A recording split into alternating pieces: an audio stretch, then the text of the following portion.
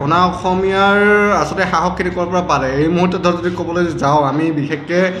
এই মুহূৰ্তত যদি ক'বলৈ যাওঁ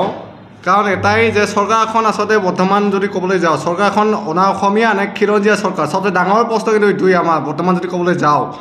আৰু এটা ক্ষেত্ৰ হৈছে কি বিশেষকৈ বৰ্তমান যদি চাওঁ বীৰেন সিং যিখন পেট্ৰল ডিপু এতিয়ালৈকে কিহৰ কাৰণে এটা বন্ধ কৰা হোৱা নাই বা তেখেতৰ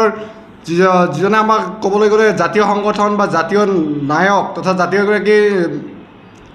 জাতীয় নেতা এগৰাকীক আচলতে ধমকি দিলে বা এগৰাকী ক'বলৈ গ'লে মানসিকভাৱে হাৰাশাস্তি কৰিলে তেখেতক এতিয়ালৈকে কিহৰ কাৰণে গ্ৰেপ্তাৰ কৰা হোৱা নাই এইটো ডাঙৰ প্ৰশ্ন আৰু অচিৰেই যেন গ্ৰেপ্তাৰ কৰে তাৰ কাৰণে লিগেলিং ডিমাণ্ড আমি আজি ৰাখিছোঁ 48 ঘণ্টাৰ ভিতৰত যদি গ্ৰেপ্তাৰ নকৰে তেতিয়া হয়তো আমি বিহিত ব্যৱস্থাৰ লগতে আমি কাৰ্যসূচী ঘোষণা কৰিব কাৰণে বাধ্য হ'ম আমিও নিজাববীয়াকৈ যদি এই ক্ষেত্ৰত ধৰ যদি বিজেপি চৰকাৰ নেতৃত্বাধীন চৰকাৰখনে আজি বৰ্তমান ক'বলৈ যাওঁ আমি যদি ক'বলৈ যাওঁ বিশেষকৈ বৰ্তমান সময় সাপেক্ষে যদি চাওঁ খিলঞ্জীয়া চৰকাৰ নে অনা খিলঞ্জীয়া চৰকাৰ এইটো চবচে ডাঙৰ প্ৰশ্ন এই মুহূৰ্তত মানে আমাৰ আগত খাৰা হৈছে এই মুহূৰ্তত যদি ক'বলৈ যাওঁ আমি এই সংক্ৰান্তীয় ক্ষেত্ৰত ধৰ যদি ক'বলৈ যাওঁ ক'বলৈ গ'লে বীৰেন সিং চৰকাৰ আগতেও এটা হ'লে ঘটনা আমাৰ যদি ক'বলৈ যাওঁ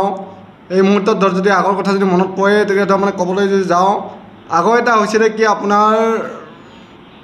কি নাম আছিল পতা বিষয়টো এইটো এটা বিষয় আগতে হৈ গ'লে আকৌ অনা অসমীয়াৰ দবদবা ইণ্টাৰনেটে কিয় কাৰণে বৃদ্ধি হৈছে আজি চৰকাৰখনে যদি এই সংক্ৰান্তীয় ক্ষেত্ৰত যদি বিহিত ব্যৱস্থা গ্ৰহণ কৰিলে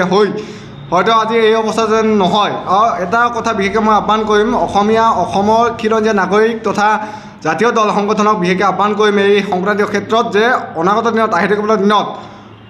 জাতীয় দল সংগঠন আৰু পাব্লিকে স্বতঃস্ফূৰ্তভাৱে যাতে ৰাইজে ওলাই আহি পেলাই এই ক্ষেত্ৰত যাতে মাত মাতে অচিৰেই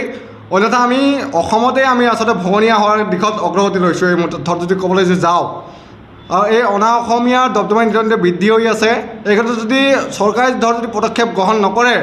তেতিয়া আমি সংগঠনবিলাকে বা জাতীয় দল সংগঠন বা আমি সংগঠনবিলাকে বা দল সংগঠনে বিহিত ব্যৱস্থা ল'ব লাগিলে তাই আমি জাতীয় দল সংগঠন বা আমি পাব্লিকে কেতিয়াও নহ'ম তাৰ কাৰণে তাই একমাত্ৰ অসম চৰকাৰ তাই হ'ব খুবেই স্পষ্ট কথা এইটো আমাৰ ফালৰ পৰা মোৰ নাম জিন্তু পাটগিৰি